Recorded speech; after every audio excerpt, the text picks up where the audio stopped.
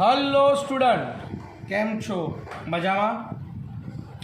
આજે આપણે chapter number 7ના સ્વાધ્યાય અને ઉદાહરણ એમાં ઉદાહરણના દાખલાઓની શરૂઆત કરીએ છીએ. વિદ્યાર્થી મિત્રો, જો એ પહેલાં ચેનલને સબસ્ક્રાઈબ કરવાની બાકી હોય તો સબસ્ક્રાઈબ કરજો, લાઈક કરજો અને શેર કરજો. ઓકે, તો વિદ્યાર્થી મિત્રો, સૌથી પહેલાં આપણે જોઈ રહ્યા છીએ ઉદાહરણ નંબર 7.1, જેનું સ્ટેટમેન્ટ કંઈક આવું છે. મેં સ્ટેટમેન્ટ લખેલું નથી. 220 વોલ્ટ સપ્લાય માટે એક વિદ્યુત બલ્બ 100 વોટનું રેટિંગ ધરાવે છે. એક સ્ત્રોતના બલ્બનો અવરોધ, વોલ્ટેજનું મહત્તમ મૂલ્ય અને બલ્બમાંથી વહેતા પ્રવાહનું RMS મૂલ્ય શોધો. ઓકે વિદ્યાર્થી મિત્રો, સૌથી પહેલાં 7.1માં તમને આપેલો ડેટા 220 વોલ્ટ સપ્લાય, એટલે આ જે સપ્લાય છે તમારો કયો થશે? RMS, root mean square, VRMS 220 volt. Power આપેલો છે 100 વોટ.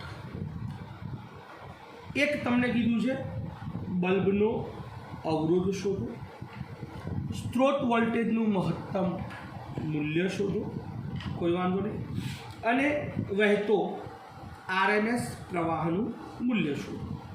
ઓકે, ઠીક છે વિદ્યાર્થી મિત્રો. સૌથી પહેલાં અહીંયા માત્ર અવરોધ પરિપથ બનશે, કારણ કે ઇન્ડક્ટર હોય સહજ, ઇન્ડક્ટરનો ભાગ થોડો ઘણો હોય જ, એમાં કોઈ શંકાનું સ્થાન નથી. તો અહીંયા સીધો પાવર જે છે એની માટે P બરાબર V²/Z, અને Z તરીકે આપણે સીધો R લઈ શકાય. કેમ? કારણ કે માત્ર અવરોધ બને છે. ઓકે, તો જે બલ્બ છે એ બલ્બનો અવરોધ R બરાબર V²/P. વિદ્યાર્થી મિત્રો, ફરીથી કહું છું, હકીકતમાં Z આવે એસી સર્કિટના કેસમાં. Z શું છે? Impedance, √R² plus XC minus XL square. આ વાળો ભાગ છે જ નહીં, તો R² રૂટ નીકાળો એટલે R થઈ જાય. Okay fine. V છે 220 વોલ્ટ અને પાવર છે તમારો 100 વોલ્ટ. 220 ગુણ્યા 220 ભાગ્યા 100 ઉડી જશે. 22 ગુણ્યા 22 કેલ્સીમાં કરો. 1 સેકન્ડ. ઓકે, 484. ઠીક છે, 484 ઓમ જવાબ આવશે. હવે બીજા પોર્શનમાં તમને પૂછ્યું છે VM, V મેક્સિમમ. કોઈ મોટી વાત નથી બેટી. VRMS બરાબર VM/√2 આપણી જોડે સૂત્ર છે જ ઓલરેડી. માટે VM બરાબર VRMS ઇન્ટુ √2. વિદ્યાર્થી મિત્રો, VRMS 220 વોલ્ટ આપણી જોડે અવાઇલેબલ છે જ, એટલે આ લઈ લો. 220 ગુણ્યા √2, 1.41 રાઉન્ડ કરીને 42 લો, તો એપ્રોક્સિમેટલી 311 વોલ્ટ આવશે. હવે સેક્શન સીમાં તમને IRMS કીધું છે બેટા. સો સિમ્પલ, આપણને જે પાવર મળવાનો છે એ VRMS હશે, સોરી RMS જ હશે. P બરાબર આપણી જોડે સૂત્ર હતું VRMS IRMS cos 5. માત્ર અવરોધ હોય એટલે 5 0 થઈ જાય, cos 0 1 થઈ જાય, એટલે માત્ર અવરોધ માટે આ 1 થઈ જશે. એટલે આના ઉપરથી IRMS બરાબર P ભાગ્યા VRMS. પાવર આપણી જોડે છે 100 ભાગ્યા 220, 10 ભાગ્યા 22.4. બીજી રીતે આને સોલ્વ કરવો હોય તો પણ થાય. IRMS બરાબર VRMS ભાગ્યા માનાંક છે અને આરનો તમે શોધી નાખેલો છે અને એ રીતે પણ તમે આને સિમ્પ્લિફાઈડ કરી શકો છો. ઓકે, સો વિદ્યાર્થી મિત્રો, આ છે આપણું ફર્સ્ટ એક્ઝામ્પલ 7.1. ઓકે, હવે 7.2નું આપણે સ્ટેટમેન્ટ જોઈએ છીએ. 7.2 શું કહે છે? 25 મિલી હેનરીના એક શુદ્ધ ઇન્ડક્ટર 220 વોલ્ટના સ્ત્રોત સાથે જોડેલ છે. જો સ્ત્રોતની આવૃત્તિ 50 હર્ટ્ઝ હોય તો ઇન્ડક્ટિવ રિએક્ટન્સ અને પરિપથનો RMS પ્રવાહ શોધો. બહુ સરસ એક્ઝામ્પલ છે, આ પણ જોઈએ. આ બધા OMRમાં આવી શકે એવા એક્ઝામ્પલ છે અને આમાં જે થિયોરિટિકલ છે એને બેટા ઇગ્નોર ના કરતા, એ બહુ જ કામ લાગે એવા છે. ગિવન ડેટામાં શું છે તો એક ઇન્ડક્ટર આપેલો છે 25 મિલી હેનરીનો. એક શુદ્ધ ઇન્ડક્ટરને કોઈ વોલ્ટેજ સોર્સ 220 વોલ્ટ જોડે કનેક્ટ કરેલ છે. આવૃત્તિ આમ મ્યુ વડે દર્શાવીએ છીએ, બાકી હું એફ વડે દર્શાવું છું. ઇન્ડક્ટિવ રિએક્ટન્સ શોધવાનો છે અને RMS પ્રવાહ શોધવાનો છે. બેટા બહુ સિમ્પલ છે. ઇન્ડક્ટિવ રિએક્ટન્સ XL બરાબર ઓમેગા L અને ઓમેગા 2 પાઈ F એટલે કે મ્યુ ઇન્ટુ L થશે. 2 પાઈ 3.14. આવૃત્તિ ઇન્ડિયા માટે 50 હર્ટ્ઝ હશે, USA માટે 60 હોય છે. L ગીવન છે 25 મિલી હેનરી એટલે 25 ગુણ્યા 10⁻3. 50 દૂની 100, 3.14, આ 10⁻3 થયા. આ 2 અને આ 1 ઉડી જાય એટલે 25 ગુણ્યા 3.14 ગુણ્યા 10⁻1. 25 તરી 75, એપ્રોક્સિમેટલી બેટા 7 પોઈન્ટ આવશે. એલસીડી આપણે કરી લઈએ અને આ 0.14 છે, 0.10 એટલે એને આપણે એડ કરશું બીજા 2.5 જેવા એટલે 78 જેવું થશે. એલસીડી કરી લઈએ. 78.5 આવે છે ગુણ્યા 10⁻1 એટલે 7.85 ઓહમ થશે.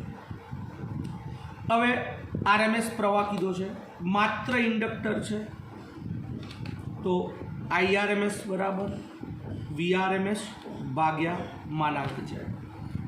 શુદ્ધ ઇન્ડક્ટર કીધો છે, માત્ર ઇન્ડક્ટર છે બેટા, એટલે માનાંક Z ફરીથી તમારો શું બની જશે? XL બની જશે અને XL ઓલરેડી આપણે શોધી નાખ્યો છે. VRMS આપેલો છે, આ VRMS છે હા તમારો. ઓકે, તો 220 ભાગ્યા XL 7.85 બરાબર. આને સાદુરૂપ આપશો તો 1 સેકન્ડ એપ્રોક્સિમેટલી 28 એમ્પિયર જવાબ આવશે. ઓકે વિદ્યાર્થી મિત્રો, બહુ સરસ એક્ઝામ્પલ છે, આ પણ OMRમાં કામ લાગશે. 7.3 એક સારો એક્ઝામ્પલ છે અને એમાં થિયોરિટિકલ છે પણ લોજિકલ સમજવાનું ઘણું બધું છે. એમાં જોઈએ 7.3નો સ્ટેટમેન્ટ.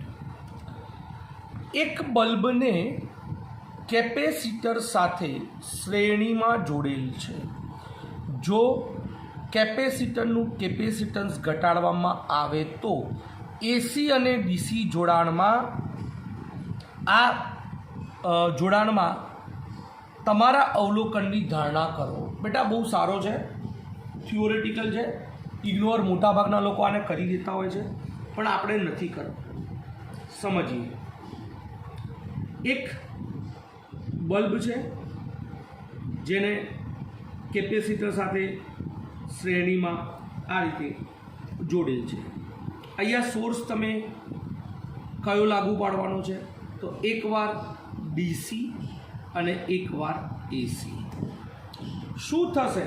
તમે જ્યારે ડીસી સોર્સ લાગુ પાડશો ત્યારે શું થશે, અને તમે એસી સોર્સ લાગુ પાડો ત્યારે શું થશે? વિદ્યાર્થી મિત્રો, સૌથી પહેલાં તો આપણને એક વસ્તુ ખબર છે કે ડીસી સોર્સ હોય તો આવૃત્તિ એફ, હું એફ લઉં છું, મોટાભાગે મ્યુ લેતા હોય છે બુકમાં. આવૃત્તિ એફ 0 થાય. આવૃત્તિ 0 હોય એટલે ઓમેગા બરાબર 2πf અથવા 2π મ્યુ. આને મ્યુ કહી દો કારણ કે આપણી બુકમાં મ્યુ વડે દર્શાવે છે. એટલે આ 0 થાય. આ 0 થાય તો કેપેસિટિવ રિએક્ટન્સ 1/ωc.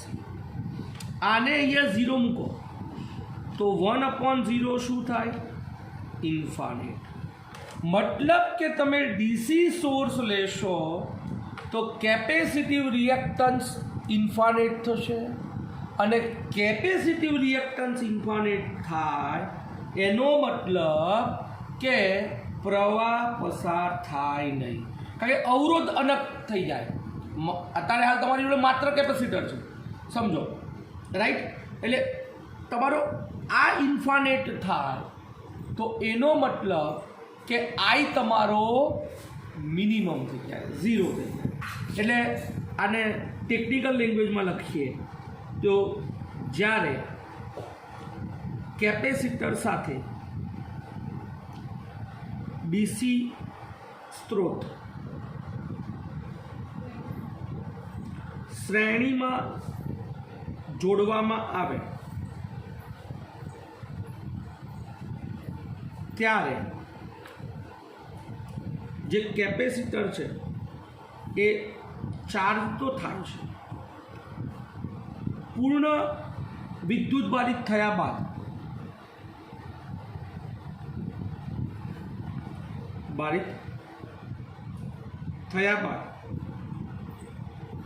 પરિપથમાં પ્રવાહ વહેતો નથી. એટલે બલ્બ સ્વાભાવિકપણે પ્રકાશિત થતો નથી. એનું મેઇન કારણ આ છે. હવે એને બીજું શું કીધું છે કે સીનું મૂલ્ય વધારવાથી અથવા ઘટાડવાથી કઈ ફેરફાર થશે? તો સીનું મૂલ્ય ઘટાડો તો પણ ઓમેગા તો તમારો બેટા 0 રહેવાનો, એટલે એક્સી તો ઇન્ફાનિટ જ રહેવાનો. એટલે એનો મતલબ કે કોઈ જ ફેરફાર થશે નહીં. કેપેસિટન્સ ઘટાડવાથી કોઈ જ ફેરફાર થતો નથી. ઓકે, હવે આપણે આને એસી સોર્સ સાથે કનેક્ટ કરીએ છીએ. આ ડીસી માટેનો છે ભાગ. એસી સોર્સમાં આવૃત્તિ આપણી ચેન્જ થાય છે, એટલે એના અનુસાર તમારો ઓમેગા બદલાશે. એટલે 1/ωc, કારણ કે એક્સી બરાબર 1/ωc જેટલો આપણો કેપેસિટિવ રિએક્ટન્સ છે, અને એના કારણે પરિપથમાં પ્રવાહ વહેશે, રાઈટ? એટલે આના કારણે પરિપથમાં પ્રવાહ વહન પામે છે. બીજી રીતે કહીએ તો બેટા, તો એને એવું કીધું છે કે સીનું મૂલ્ય ઘટાડીએ તો શું થાય? આ વધે છે, એક્સી વધે છે, એટલે XC વધે છે એટલે બલ્બ પહેલાં કરતાં તેજથી પ્રકાશિત થશે. ક્લિયર? એટલે સીમાં ઘટાડો કરવાનો છે. Okay, 1/ωc. યસ, એટલે સીમાં ઘટાડો કરીએ છીએ. એ ઘટાડો કરતાં XC જે છે રિએક્ટન્સ વધે છે અને એના કારણે બલ્બ જે છે એ પહેલાં કરતાં કેવો થશે બેટા? ઓછો પ્રકાશિત થશે. આ વધે છે, સીધી વસ્તુ છે. એટલે મેં ફરીથી સ્ટેટમેન્ટ વાપરું છું. સી તમારો ઘટે છે એટલે સી ઘટવાની સાથે આ વધે છે એટલે બલ્બ જે છે એ કેવો છે? ઓછો પ્રકાશિત થશે. Clear my point? આ છે 7.4નું સ્ટેટમેન્ટ. આવું છે 250 વોલ્ટ, ભૂલ છે અહીંયા 220 છે બુકમાં. 50 હર્ટ્ઝ સ્ત્રોત 15 મ્યુએફ કેપેસિટર સાથે જોડવામાં આવેલ છે. પરિપથમાં કેપેસિટિવ રિએક્ટન્સ, પ્રવાહનું મૂલ્ય શોધો. આવૃત્તિ બમણી કરવામાં આવે તો કેપેસિટિવ રિએક્ટન્સ અને પ્રવાહના મૂલ્ય પર શું અસર થશે? ઓકે વિદ્યાર્થી મિત્રો, સૌથી પહેલાં તો આપણને જે ગિવન ડેટા છે એ જોઈ લઈએ. વોલ્ટેજ આપેલો છે RMS 220 વોલ્ટ, આવૃત્તિ આપી છે 50 હર્ટ્ઝ, કેપેસિટી સી આપેલો છે 15 મ્યુએફ. XC શોધવાનો છે, RMS શોધવાનો, કેપેસિટર અને આ 220 વોલ્ટ 50 હર્ટ્ઝનો સોર્સ આપેલો છે. શું કરીશું વિદ્યાર્થી મિત્રો? કેપેસિટિવ રિએક્ટન્સ આપણને ખબર છે, XC બરાબર 1/ωc. ઓમેગા બરાબર 2π મ્યુ ઇન્ટુ C. આ છે 50, C છે 15 મ્યુએફ. 10⁻6, 50 નું 100, -6 અને 100 -4, ઉપર જાય એટલે +4, 10⁻4, નીચે આ બચ્યું 15, 3.14. આને ડિવાઈડ કરશો એપ્રોક્સિમેટલી 212 ઓમેગા તમને શું મળ્યો? Capacitive reactance. હવે તમને કીધું છે કે પરિપથમાં RMS પ્રવાહ શોધો અને બીજું તમને એવું કીધું છે આવૃત્તિ બમણી કરવાથી પ્રવાહ પર શું અસર થશે અને વન્સ અગેન મહત્તમ પ્રવાહનું મૂલ્ય પણ શોધવાનું કીધું છે. કોઈ વાત નહીં ભાઈ, સૌથી પહેલાં IRMS શોધી નાખો. VRMS અપોન માનાંક Z. ભાઈ અહીંયા કેપેસિટર એકલો જ છે એટલે XC આવશે. આ 220, આ લઈ લો 212, આને ડિવાઈડ કરો એપ્રોક્સિમેટલી, અને ડિવાઈડ કરશો તો વન સેકન્ડ કેટલો આવે છે જવાબ? 1.04 એમ્પિયર. હવે તમારે શોધવાનું કીધું છે maximum current, Imax √2 into IRMS. Okay, IRMS બરાબર IM ઇન્ટુ √2. આ થઈ જશે 1.47 એમ્પિયર. હવે તમને શું કહે છે કે જો તમે આવૃત્તિ બમણી કરો એટલે આ ડબલ કરો, C એઝ ઇટ ઇઝ છે, તો આ વધારશો તો XC શું થશે? ઘટશે ને. આ બમણું કરો તો XC શું થશે? અડધું થશે. અને XC અડધો થાય તો સહજ વસ્તુ છે કે પ્રવાહ આ ઘટે તો પ્રવાહ શું થાય? વધે. એટલે એનો મતલબ આ અડધું થાય તો ઓલું કેટલું થઈ જાય? બમણું થઈ જાય. ફરીથી આ બમણું કરો તો આ અડધું થાય, XC અડધો થશે તો આ બધું તો સેમ છે, એટલે IRMS પહેલાં કરતાં શું થઈ જશે? બમણો થઈ જશે. ક્લિયર? પ્રવાહ કેટલો થઈ જશે? બમણો થઈ જશે. એટલે જો આવૃત્તિ બમણી કરીએ તો XC અડધું થાય અને પ્રવાહ બમણો થશે. Okay, clear? ઠીક છે, ડન. મળીએ વિદ્યાર્થી મિત્રો નેક્સ્ટ લેક્ચરમાં. આપણે આગળના એક્ઝામ્પલ જોઈશું. ત્યાં સુધી સૌને બાય બાય, ટેક કેર.